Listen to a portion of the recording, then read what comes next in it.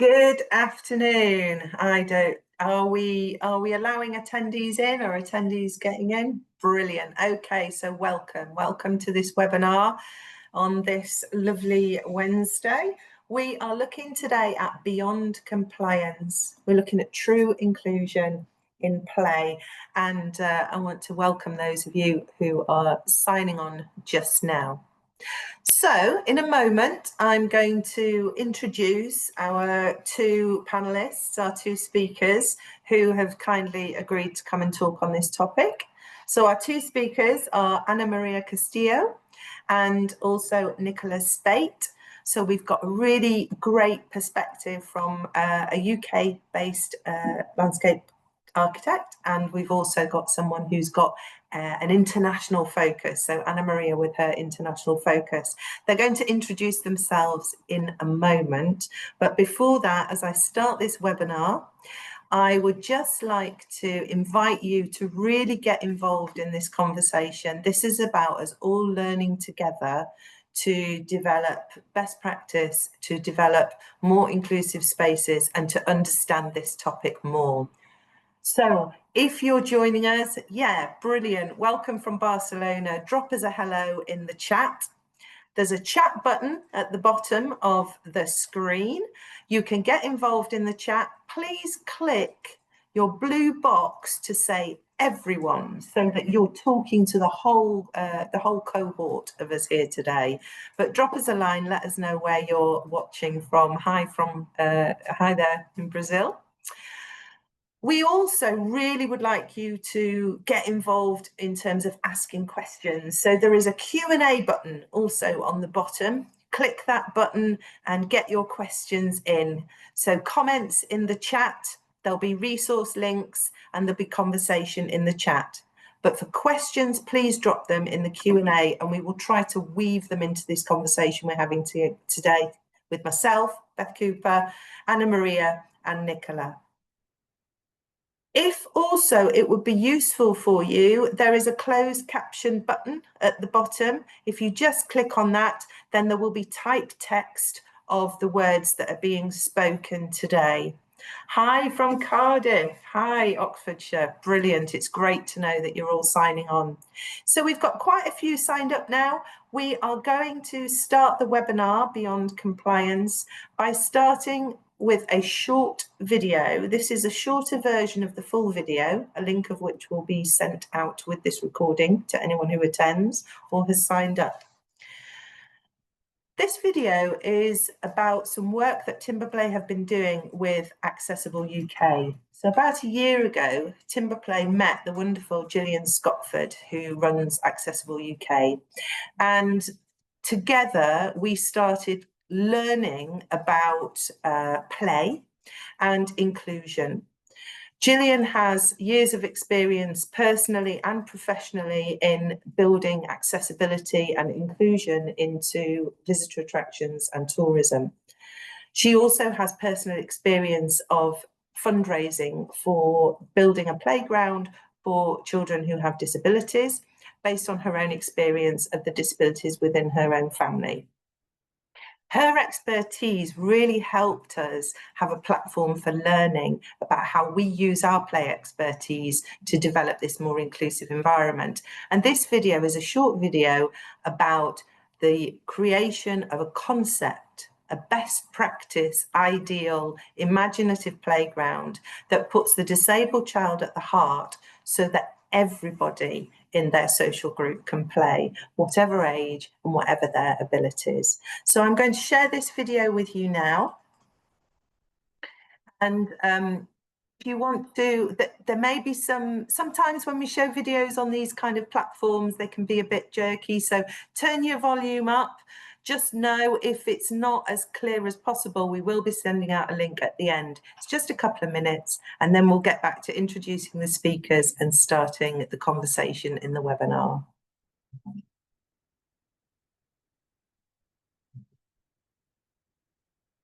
I mean, it looks like that everybody would want to visit. It's yeah. Absolutely beautiful.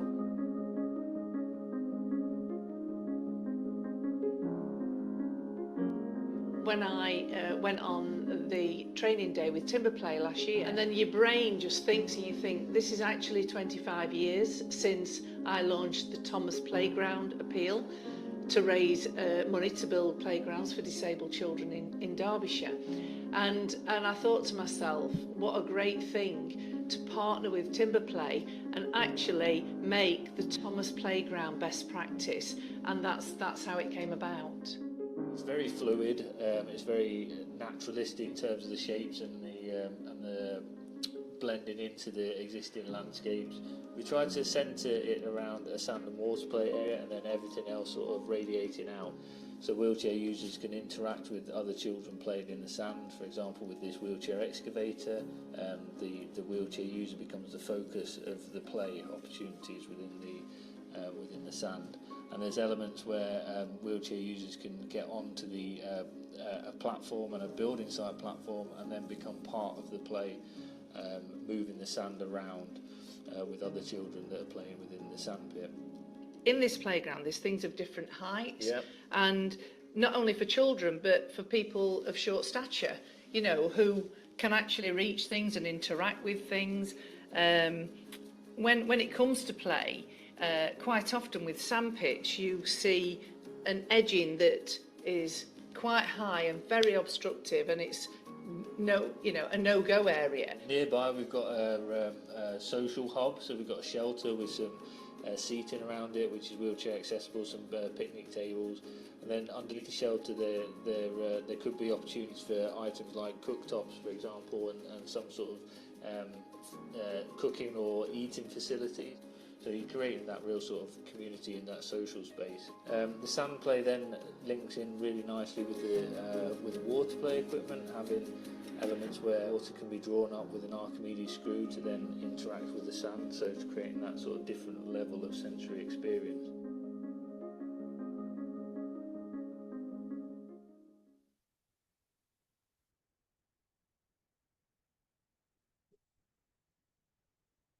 So that short video was about the Thomas Playground and a concept playground created in conversation with Gillian Scotford from Accessible UK, who may be on this webinar at the moment, and we might see comments from her. So welcome to everybody. If you've joined after we started that video, just to remind you, closed captions are available if you want to press the button at the bottom of the screen. If you want to get involved by asking questions, there's a Q&A button. Please feel free to ask questions. And if you want to engage in conversation and chat throughout the next sort of 45, 50 minutes, there's a webinar chat. If you just want to click the blue button so that it says everyone, then everybody can see your commentary and your questions or your ideas and your experience. So hopefully this is an opportunity for us all to learn together. So I'm going to invite Anamaria and Nichola to turn their cameras on, and I'm going to get them to introduce themselves. So first of all, Anamaria, would you like to introduce yourself? Hi, thank you. Yeah, my name is Anamaria Castillo. I'm the Landscape Strategies Director at KALQ Studio, and we're a studio that specializes in culture and heritage. And within the culture portion, we do a lot of schools, and we try to emphasize the experience within design. My background is fine arts, and then I did education and then landscape architecture. And I think inclusion is especially important and relevant, not only to the practice, but to myself, because myself, I am neurodiverse and I have a neurodiverse child. So I guess it provides a different kind of experience when you go to all of these spaces. Brilliant, thank you for that. And where are you speaking to us from today, Anamaria? Where are you? I'm in Dubai. You're in Dubai. Yeah. So yeah, a truly international perspective. And Nichola, for you, would you like to introduce yourself to the audience? Yeah, hello. Thank you for asking me to be part of this. My name is Nichola Speight. I'm a landscape architect, and I work for Ryder Architecture, and I'm based in the northwest, so just outside Manchester. for the past 3 years, I've been working on the Stockton Urban Park and Waterfront project in Stockton on Tees, which is in the Tees Valley near Middlesbrough. And it's a free park that sits right on the high street in the heart of the town centre. And the council have very boldly decided to buy the 1960 shopping centre and demolish it and make place for a 2.8 hectare public park, which was part of the Future High Street Fund, so an initiative to kind of reactivate town centres. So I've been working on that for over 3 years now, and one of the key elements of that was to provide a playground. So play was a significant part of the brief. The client wants to create a destination play space which is bespoke, has the wow factor. That was always one of the significant things that we needed to do, but it also needed to be inclusive. So I've been working with Timberplay for the past 2.5 years now, developing a scheme for an inclusive playground, but also lots of other play elements that are spread across the park as well. In the last couple of years, I think my kind of understanding and experience in inclusivity in play has kind of developed, working alongside Timberplay and Richter, and then other kind of community and parent forums as well, who will have children who will be accessing the playground. I think I've over the past couple of years kind of got a little bit more to grips with what inclusion actually means with regards to play, especially. Yeah, absolutely. And I think that's a great starting point. So you both mentioned it a little bit, but for you, Anamaria, when we talk about inclusion, what does that mean? I mean, what is the aspiration of creating an inclusive play space? Who are we speaking to? I think from my perspective and our firm's perspective, it has to be an intentional approach. It has to be a strategic approach that caters to different physical needs, but also social needs, and targets different ages and generations. So I also think the approach needs to be culture specific. It's not a cookie cutter recipe for every place. And then obviously it responds to an available space and budget. Yeah, absolutely. That cultural context is really important, isn't it? And I think something that I was reflecting on before we started today is that there's conversations around accessibility and inclusion and what those two different words might mean. And I was trying to find kind of really clear descriptions of that, and the idea of accessibility being about removing barriers. So we need to ensure people can access spaces and can get to them and can interact. But the inclusion aspect is then that feeling of being welcome and valued and having equal footing in that space and equal attention to detail to have facility for whatever need that might be. You talked there a little bit, Nichola, about learning the development that you've gone on going through this process. Has your approach to inclusion changed, or are there any specific areas that you can bring out to us about what might have changed about your understanding?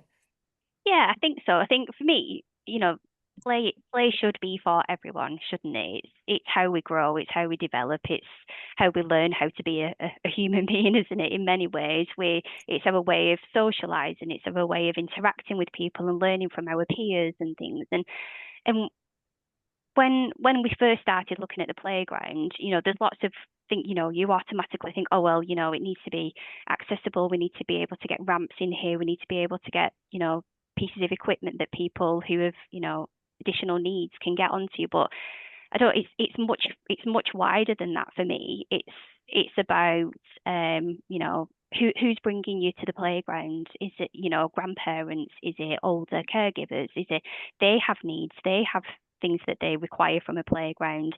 All of the sensory elements of it, the way that it's planted, the way that it's embedded into the actual park in itself is really important, because it provides that kind of, not a barrier, but that protection and that comfort, and the planting around you and the sensory elements that draw from that. So yeah, I think I've my understanding of inclusivity, has dramatically increased, because I've had to kind of see beyond what I thought accessibility and inclusivity was.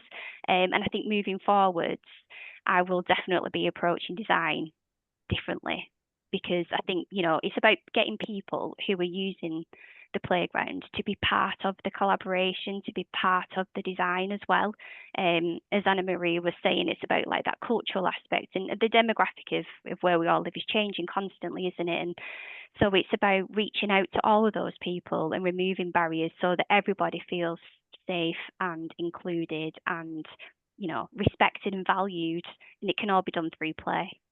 I think that's a wonderful, it's a wonderful description of how that process and that development can be. And that's part of this webinar. It's about all of us trying to understand more so that we can move forward to create these spaces that are more inclusive.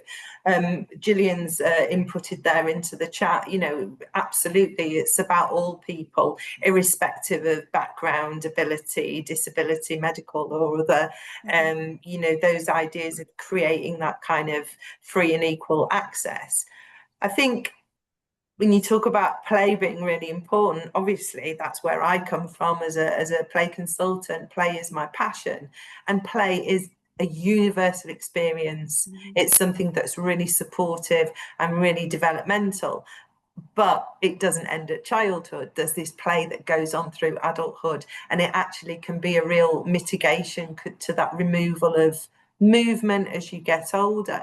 And I was very much reflecting on conversations that have been happening about disability, and disability equally is something that, whilst you may not be where you may have full able-bodied mobility in the moment, it's actually something that potentially that all of us can experience, because things change, things happen in the body that change your capabilities physically. They can impact on your, your mental capabilities.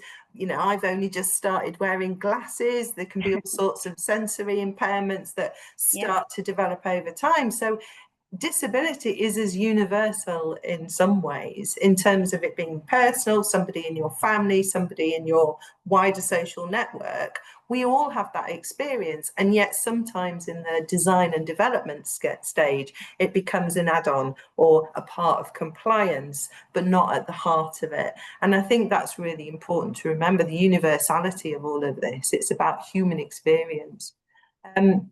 So in terms of the project that you've worked on, one of the questions we had in conversation before, I want to just ask, have you ever had any challenge to this idea of wanting to create almost a universal space, an inclusive and welcome space? Have you had any difficulties, either from a client perspective or from a resident and local perspective, about these design decisions to want to create these really inclusive spaces?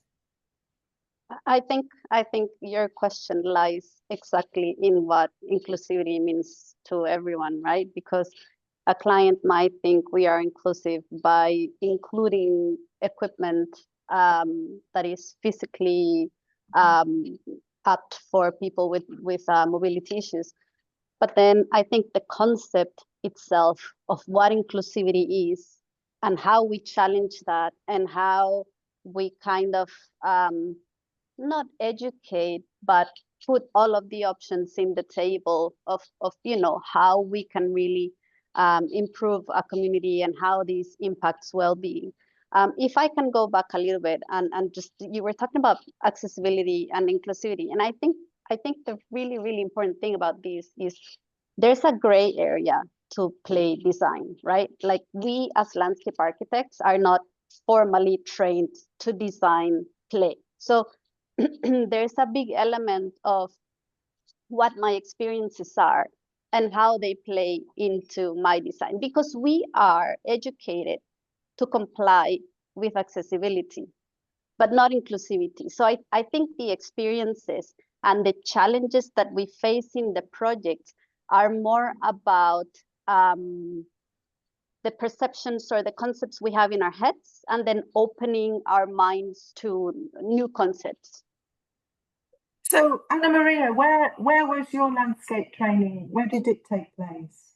So I studied landscape architecture in Costa Rica, and then in the US, and I've lived in a couple places. And play is something that's always been really interesting to me. I think as a mother, that also quite changes a little bit as you experience the places from another user perspective, because we are still users of the play spaces and not often contemplated within the design. Yeah, that's definitely something that I think we need to get onto in this conversation. I just want to go back to that question of where you trained those. So Nichola, for you, where did you train? Were you trained here in the UK? Yeah, in Manchester. Yeah. And to what extent was play a part of your training, and to what extent was inclusion? Anamaria, you've made that point that accessibility was something you focused on, but not necessarily inclusion. Is that a similar story for you, Nichola, in terms of the training and the practice that you had? I don't think from a university perspective, I don't think we actually did any kind of formal element of training with play. It was very kind of arts based, I suppose. We looked a lot of like at sensory elements and things that kind of influenced and impacted how, you know, whether it was through sound or sight and things like that. But we never actually did it from a thinking about it as a user perspective. And I think it was, yeah, definitely by, you know, being in practice where you've actually start applying this, you know, these things that you've learned, that then you come into contact with, you know, all your British standards and your Part M's and your building control and regulations and things. I can't, it's a long time ago, but I don't really remember there being any real focus on it, unless that was something that you wanted to take forward as part of a brief, I suppose. You know, a lot of it was developing your own brief. So I think a lot of the time it takes you to get into practice before you can actually start applying these things that you're probably, you know, learning. You're just subconsciously learning it. Yeah. But yeah, it's never a real kind of focus. It wasn't on my course anyway. Because I remember when we had a kind of pre-conversation to this webinar, that we talked about this sort of conflict between the work that you're trying to do and the aspirations you're trying to push, and potential conflicts and barriers within that. And I think somebody, I can't remember which of you it was, but you were talking about a scheme that was being designed where they were saying, well, the demographic doesn't reflect those needs, therefore we don't put them in this space. But the conversation we were having was, well, if you put them in the space, the demographic will start to reflect those, because people will come to that space because they can. And similarly, if you're basing it on what you see and you're not actively seeing that kind of visible disability in that space, then you're not then also, unless you've had personal experience, you're not necessarily going to put that at the heart of your design, and it continues to be less accessible and less inclusive. I think putting the video that we watched, there was an aspect of that where they were talking about the wheelchair accessible sand digger being at the heart of the sandpit and the play growing around that. I think it's really putting those needs and those intentions, you talked about intentionality, putting those intentions at the heart actually then create accessibility and inclusion for all. Because if you've got an area that's wheelchair accessible, you've got a space that's also level if you've got other kind of mobility issues, or you're older.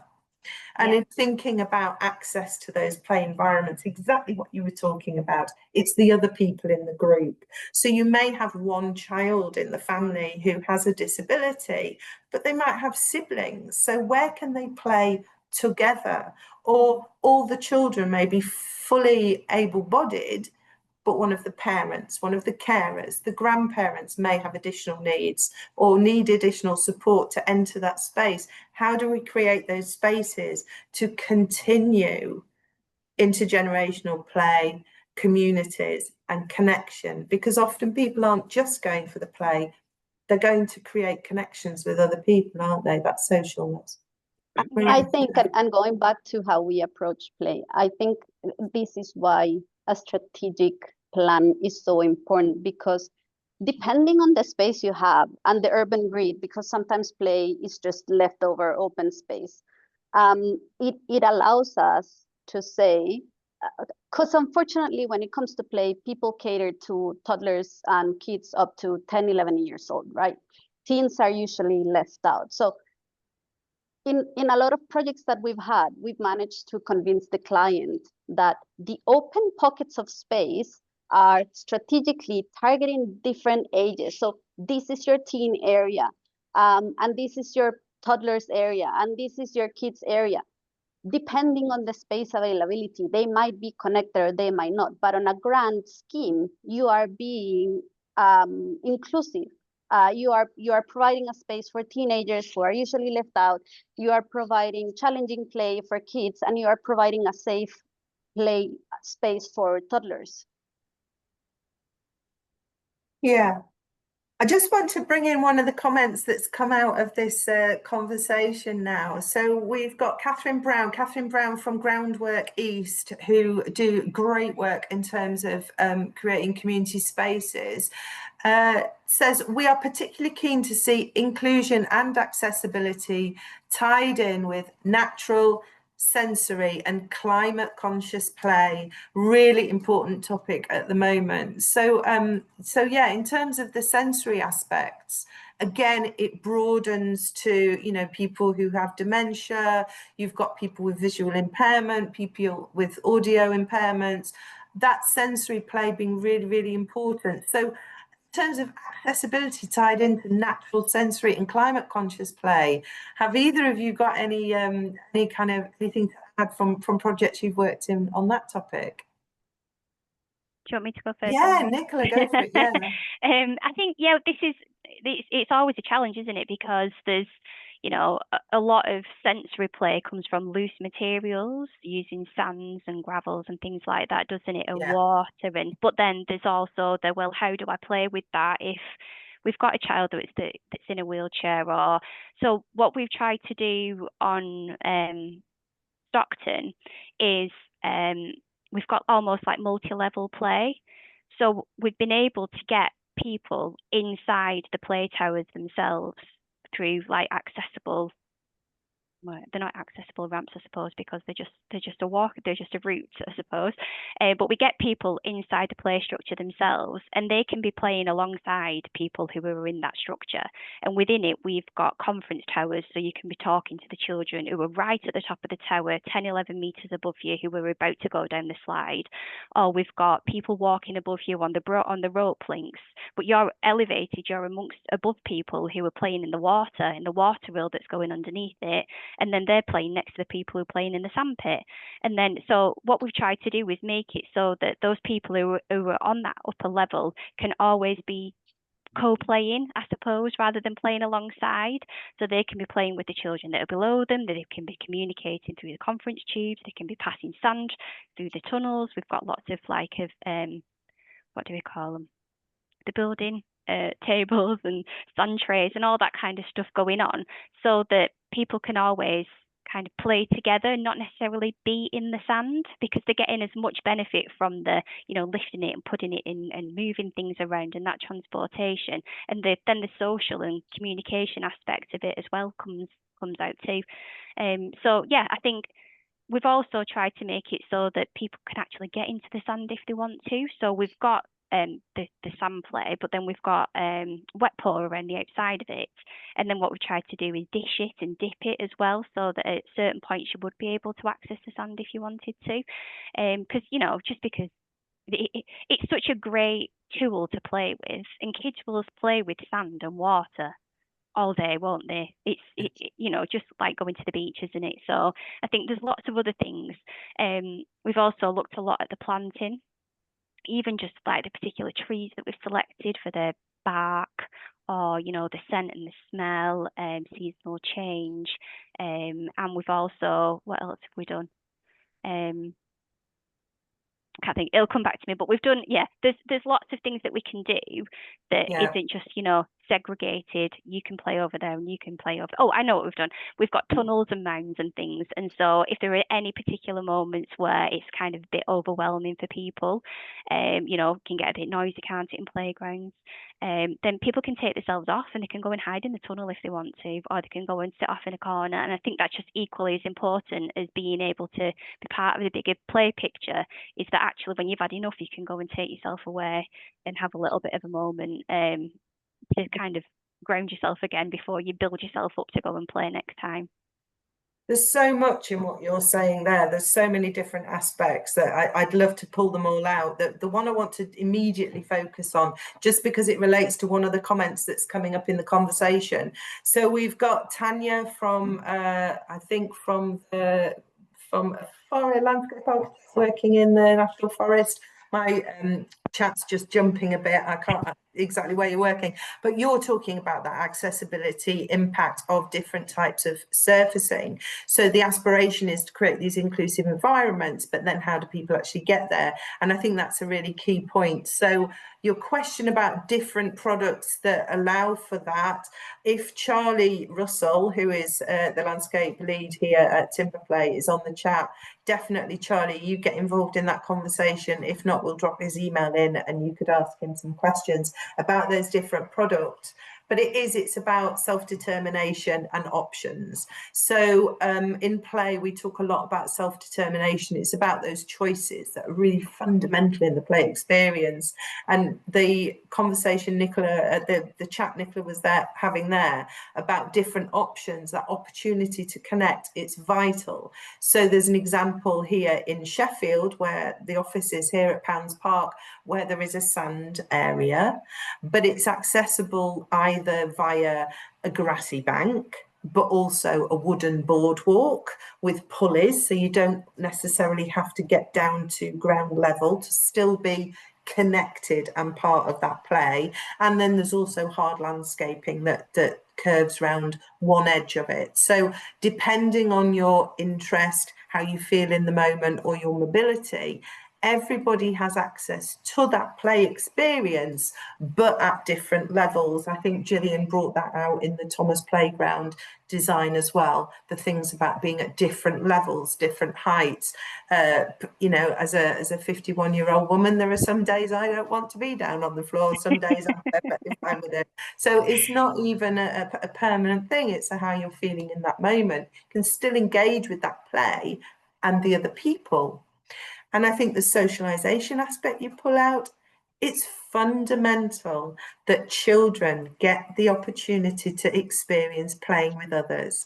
It is as important for the child who has a disability or additional need to play with in a playful peer group, but it's equally as important for those children who may not have experience of disability to play with children who do.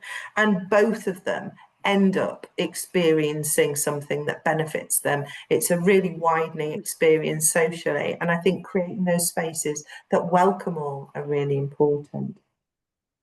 Is there anything you wanted to add to that particular point, Anamaria, before we move on? Yes, I think in the region, climate comfort is extremely important. I think landscape architects and urban planners and developers have a great responsibility of developing valuable play spaces that really allow kids to stay longer outside. So climate comfort in this region is one of those very, very, very important elements. That's obviously linked to other infrastructures such as toilets, but we target climate comfort, and that comes from the materiality you use, using plants to help lower the temperature, misting systems. There's a lot that we can do. And you can see how the approaches are really, really different in this part of the world where we really feel it's extremely hot and humid to other places. So for example, we simply cannot put slide in metal. It will burn you really badly. So the comment on climate comfort, that's something that should apply to all regions, but in this region specifically, it's extremely important. Do you see, so it's certainly something that we're seeing changing here in the UK. We never used to experience the sun in the way that we do now. It's absolutely bucketing it down with rain right this second, which we're very glad for. But we've got increased sunshine, we've got less rain, but equally the fierceness of the sun is changing. So yeah, exactly that, the materiality, the planting, so shading, whether it's shade sails or natural cover through trees. If you're putting sand anywhere, you absolutely have a responsibility to create shade, because the neck area of the child, when they're down on the ground, it becomes a real kind of area for potential burning. There is an awful lot of that consideration changing here, I think. But is there a bit of a different culture there in terms of the times of day that people might go out to play? So people are going out later in the evening rather than sort of in the, Yeah, there's a really late culture.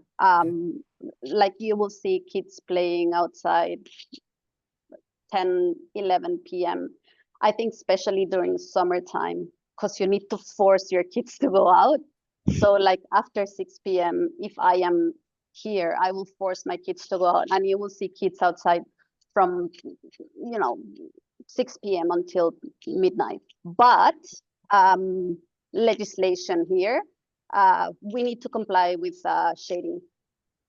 Yeah, absolutely. And I think that will start to change here, because it definitely just feels different. I think as well, something we had a conversation with Hugo, so our international executive here at Timberplay, and we were talking about just the language. So there's a lot of consideration about language around disability in particular here in the UK, and sometimes when we go and work with partners who are using English as a second or third language, sometimes the language doesn't feel like it fits with the cultural norm here in the UK.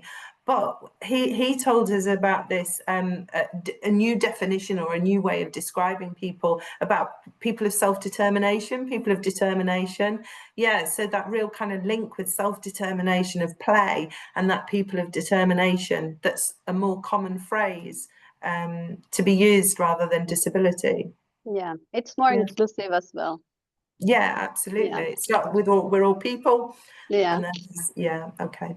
So there's a comment in the chat here. Well, there's lots of comments. I hope that I don't miss too many of them. But there's one that's talking particularly about neurodiversion, autism, ADHD. We are in a situation where we're seeing much better diagnoses of these conditions, and a growing understanding. I think we still don't fully understand it, because there's something about the neurotypical describing the neurodiverse, and people understanding each other. I know we came across somebody who had experience of their own children with autism, talking about the literal the way in which they very much literally thought. So things like signage being very inaccessible, being a barrier to them, because examples of this playground is only for children of 12 and under. That child hit 12 and then was absolutely not going in that space, because they took that instruction incredibly literally. They talked about lines on the floor that these children might follow, but then they might get fixed in a pattern of only following those lines and not necessarily exploring outside of that. So are there areas of understanding about designing for neurodivergence and enabling that play to happen? Well, I think from my experience, being neurodiverse myself, I have ADHD, and I have a daughter that's ADHD and has low-level autism. The thing with autism and all of these neurodiversities also is that they come in all shapes and colors, right? They're not one specific color. And I think play kind of serves as a diagnostic lens to understand how our kids relate to other kids and how we need to help them socially. So how can we tackle this? Yes, definitely sheltered, calm spaces for them to calm down. I think also our experience, like from our generation to our kids' generation, is extremely different. Like from my perspective, my play was unstructured, desired, And our kids now have more structured play. We have to kick them out of the house to go play outside. And when it comes to kids that are neurodiverse, sensory regulation, social skills, creative and role play, all of these elements are extremely important when it comes to not only the diagnose, but to help them kind of understand what they need to tackle socially or physically or emotionally. Lovely. Nichola, was there something there that you wanted to add into that? No, I was going to say I've not really got enough experience to be able to comment on it, but I think it is something that's going to become more and more prevalent, and that, you know, as more and more people are getting diagnosed, it is going to be something that we're going to have to consider with designs moving forward, aren't we? Really making sure Yeah, it's catering definitely. to everyone's needs, and I suppose the only way to do that really is to make sure that those people are kind of part of the process and part of almost like collaborating on the design, looking at what needs other people need, not just what we assume people need. Yeah, I mean, I agree. I think one of the things that's been really valuable with the conversations between Timberplay and Accessible UK is often you're not in a situation where you get direct access to the users. You're always, you know, you're dealing with the client, and the amount of consultation is client dependent. So it depends on whether the project includes that or not. And I think, yeah, bringing people in and learning all the time. Gillian's dropped a comment in, I hope I'm not misquoting you, but definitely about quiet areas, overwhelm, those areas of sensory engagement that allow people to take a bit of time out. And I think that's really important. We've seen over the last few years in the play world conversations about unstructured play, free roaming, free access to just get out there and play, and what barriers and limitations might be being put on that. Therefore, what you're seeing often is an adult as a gatekeeper or an enabler or a decider of play, and that it's through the adult that children are getting access to play. So similarly, these play spaces not just have to be inclusive in terms of the play opportunities, but inclusive in terms of enabling the adult to feel comfortable to stay there. And that aesthetically pleasing, sensory pleasing space that might be for a grandparent or an older family member or a carer can also then offer a quieter space for people who might be feeling a little bit of sensory overwhelm or audio overwhelm, to take a bit of time out to kind of to take some time to refresh, to then go and engage in play again. We've got so many comments. I'm going to try and just get through some of them. I've got a question here about asking about your take on natural materials. And okay, so is there a way in which you, either of you, both of you, have looked at ways in which you can use these natural materials, which a lot of conversation about how positive they can be in play, while still retaining inclusivity? Have either of you two got any ideas about that? Yeah, I think that's what I think what we've, hopefully it will be successful in the things that we've been doing in the Stockton playground, is that we've tried to combine things together. So we do have sand, we do have water, we do have gravel, you know, where we've got slides landing, and where we've got all the building structures and platforms and things like that. But then we do have areas of wet pour, and we've got some not for sports, and we've got, so what we've, it's almost like a compromise, because we did get an element of pushback from the client about using loose materials because of things like, you know, the maintenance and the upkeep, and people can put things in them and they're dangerous and all that. But then we kind of managed to persuade them all of the good positive things about it as well. So in order to be able to have that, we've come to a compromise where we do have everything kind of linking together. So there is a main footpath that comes through, and there's lots of options of spaces to come off it as well. And I think that's, hopefully it's going to be successful. Because like you were saying before, Beth, it's about giving people options, isn't it, of how to play and where to play. yeah, I we did think get some for pushback. us, yeah, Yeah. I think for us, there's the element of compliance, and there's the element of wanting to go above and beyond ticking that box, right? And it's a very difficult one with natural materials. So timber is one of the materials we constantly use for footpaths, but it's expensive and it takes a lot of upkeep. There's obviously composites, which are not, you know, temperature-wise are not ideal. But for us, the solution is, because we play a lot with native plants and natural-looking spaces. For us, the solution has been to find materials that imitate the natural look. So if there's not a fall requirement, we go with bound gravel and blend that with natural gravel. So it allows you to push a wheelchair and to access the play area. If there's an element of falling, EPDM or Polysoft in the color of sand, which are not natural solutions, but these are the only, honestly, these are the only two materials that we found play well with this natural look. I think as well, there's there's some really interesting conversations coming up in the chat that challenge for the use of people of determination as a phrase that's deemed as patronizing or offensive from some areas. Culturally, that's obviously not the same in the UEA. It's deemed more acceptable. So or I may be wrong, I don't know. I mean, you tell me. So there's lots and lots of different conversations, some about does every piece of equipment have to be wheelchair accessible for the space to be inclusive?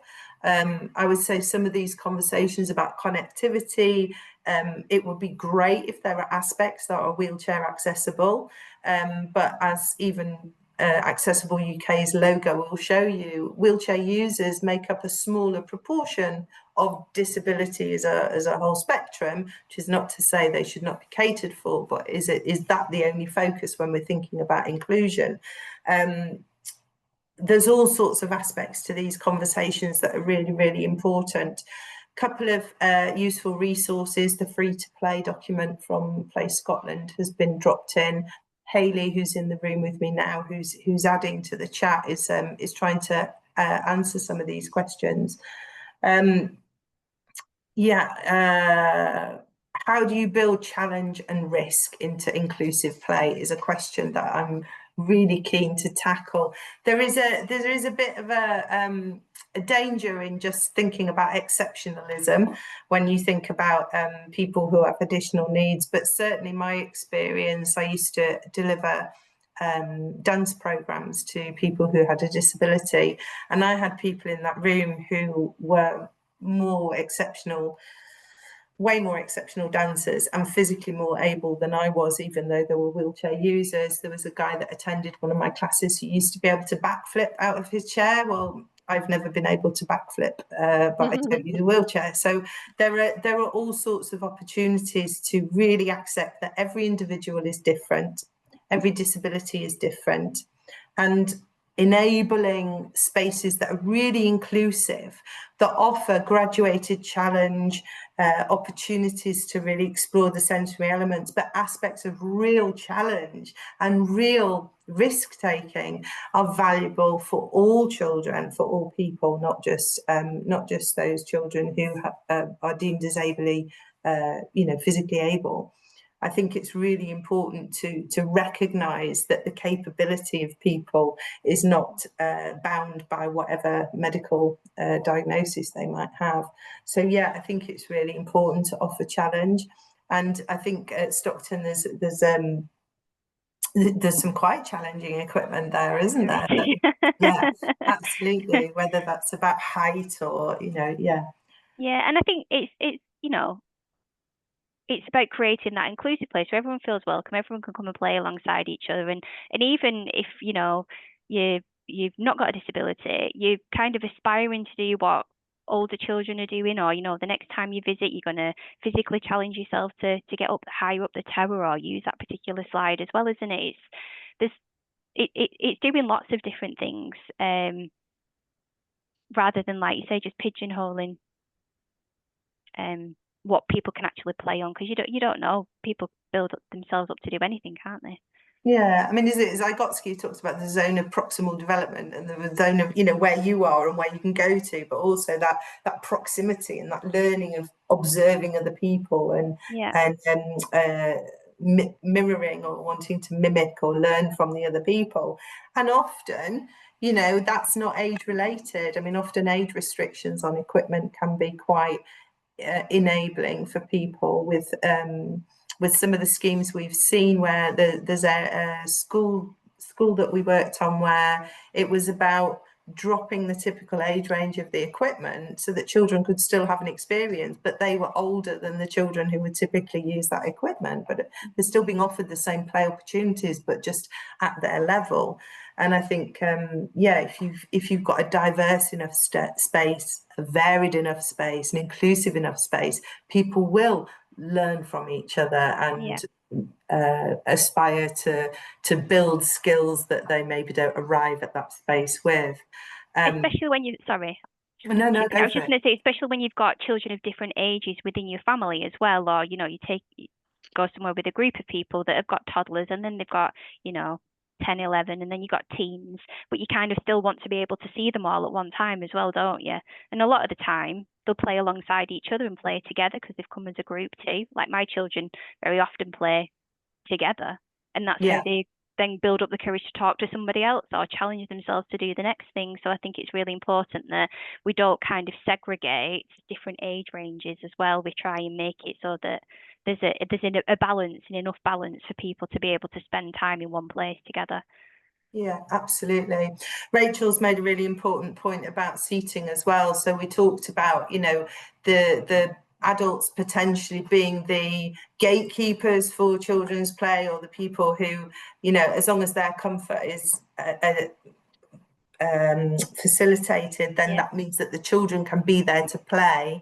And it's really important to think about the accessibility of that seating. So are there some seats that are bench-like? Are there some with backrests, with armrests, so that people who have additional needs within the seating can come and can stay? And then that means that the children get a longer time. Yeah, absolutely. That's in the comments. She's dropped some useful British Standard figures in there. So I've got a specific question that I'm going to try and read and put to you both. So do we have any tips on how to ensure we make play areas as inclusive as possible? Okay, so we're talking about consultation. We use consultation on projects, which is great, but we miss people that aren't currently visiting the sites.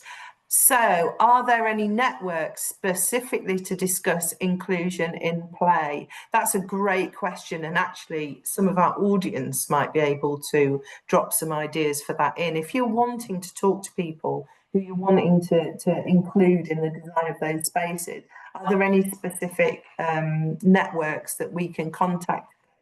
You know, come and give us your views on the design of this space.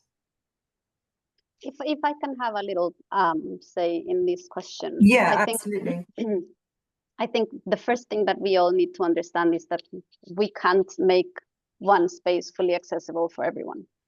It's virtually impossible, because sometimes what is accessible to someone might mean it excludes someone else. So I think from a strategic perspective, we need to be very aware of who we are targeting and why we are targeting them. And from our point of view, it's about studying what's in the adjacencies, what has already been provided in the public realm, and who are we targeting. And that is what makes us inclusive. You know, we are targeting challenging play. We are targeting a comfortable space for parents and caretakers. We are targeting community cohesion. But studying the place allows us to respond to it. Yeah, and I think some of that is about being given the time to do that. I know certainly at Timberplay, the turnaround for specific site designs is very quick. Whereas if you've got the opportunity to take a bit more time to make those considerations and ask those questions, that's really, really valuable. Again, with that time taking, sometimes it's even about post design. I mean, as you say, there may be individual people entering that space that then have additional needs that are not within the original design framework. One example we have, there's a project down south where an old bowling green area was designed as a play space, and it was a beautifully designed play space. It's in Tunbridge Wells. It was Jeanette Emery Wallace actually who designed the space, and it was a community space that's really vibrant, has stuff for older kids, has stuff for the early years, is really inclusive, accessible, has lots of different texture, and it's a really beautiful play space. But there was a young boy that went down.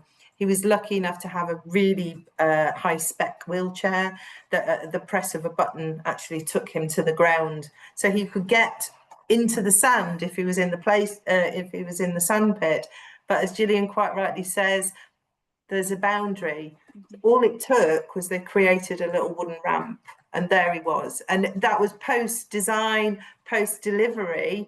And then it was like, oh, well, here's a conversation. In order for me to play there, I need this. Okay, we will put that in. And sometimes phased design is really useful in that, and not just walking away at the delivery point and leaving a bit of flexibility to adapt. And that was a very simple adaptation, but it meant the world to him, because suddenly then he was in the play space, in the sand, with his friends, playing as children should.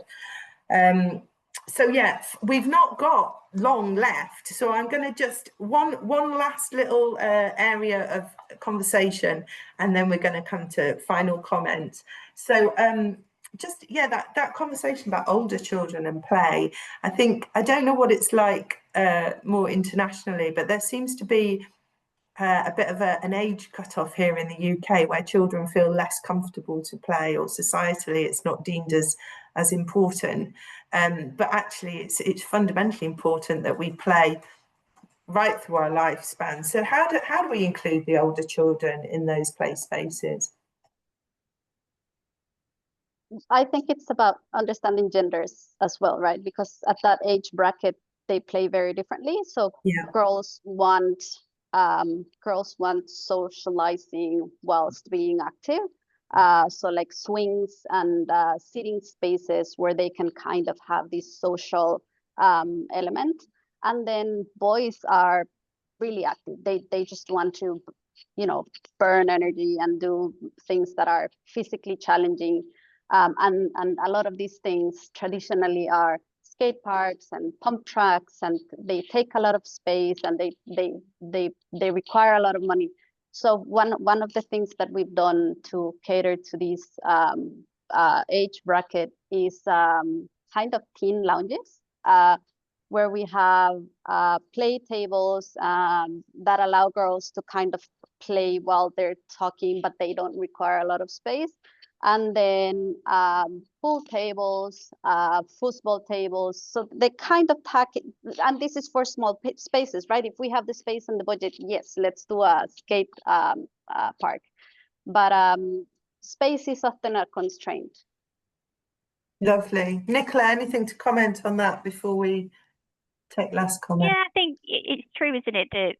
And I think from a UK perspective is that it's, once you get to a certain age, it's not really cool, is it, to go and play in a park or whatever. But actually, they do want to do it. It's just sometimes there just isn't the places for them. There used to be youth clubs and places, didn't there, and places that people could go, and actually being in a park at night time is a bit frowned upon, isn't it, now, in terms of, for teenagers and things. So yeah, I think if we need to start thinking about how we incorporate them, because making it more socially acceptable, because I still like playing on a swing and joining in and going on the big slides and things with my kids.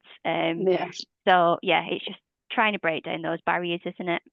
Yeah, definitely. I think we're very lucky here in Sheffield, because we've just finished the completion of a very highly kind of publicised city centre park, but it has no there's lots of boundaries to it, but there's no barriers, there's no borders in that are hard.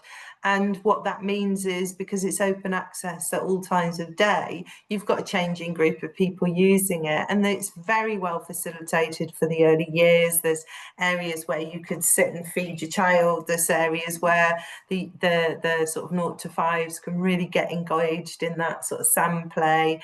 There's a lot of areas where you've got accessibility from different kind of platforms to different play features. So you've got all those different aspects of inclusivity. But if you walk past at 2:30 in the morning, there are going to be some happy adults playing it as well. So, you know, it's not restricted in that way. And I think it's a really nice space where you've got this a space that's held for a very wide range of people, and they're all kind of playing, but they're all finding their own way within that space. So we are coming to the end of our time. Hayley has very diligently been taking note of a lot of the comments and the links and the resources that we're really grateful you've been dropping in. So there's some stuff about Make Space for Girls, the British Standard stuff, Rachel, that you put in about benches. I know there was something else that you dropped in after that. Somebody's dropped in a useful link to a network in response to that consultation, who do we talk to conversation. So Hayley will be collating these useful comments, these learnings that we've had together, and these comments and links, and will be sent out with a link to the full video of the Thomas Playground after the webinar. Do either of you, well, so Nichola, first of all, have you got something that you'd like to, a final comment on today's topic? Yeah, I think, I suppose that, you know, there's lots of words, isn't there? And everybody, we've saying about accessibility and inclusivity and all those things. And I just think it would be quite nice that eventually it just becomes the norm and we don't have to say those words, and that we just design places that cater for, you know, for everyone. And I know that all depends on budget, and, you know, it's a big pipe dream, isn't it? But the idea that, you know, everyone can play somewhere, everyone feels welcome, and we don't have to use the words inclusive playground. It's just a playground. Brilliant. Anamaria, final comments? I think, well, the first thing is, obviously, I am not a play specialist. And I think one of the most powerful tools that I have used along the way is placemaking and involving kids and teenagers and communities in having their own opinion of what they want. I think our goal from a play perspective is to make everyone feel welcome and allow them to stay longer. So the longer they stay in an outdoor space, the better designed it is. Brilliant. Excellent. Really key points. So all that remains is for me to say, Nichola, thank you so much for your time today. Anamaria, thank you for joining us all the way from Dubai. Thank you everybody for joining the webinar. It's been great to get your input. Thanks Gillian for the work that you've done with Timberplay. Accessible UK has been really helpful in their learning. So great to see you all. Hopefully see you at the next one. All right. Thank you. Bye. Bye, everyone. Thank you. Thank you for Bye. having me. Bye.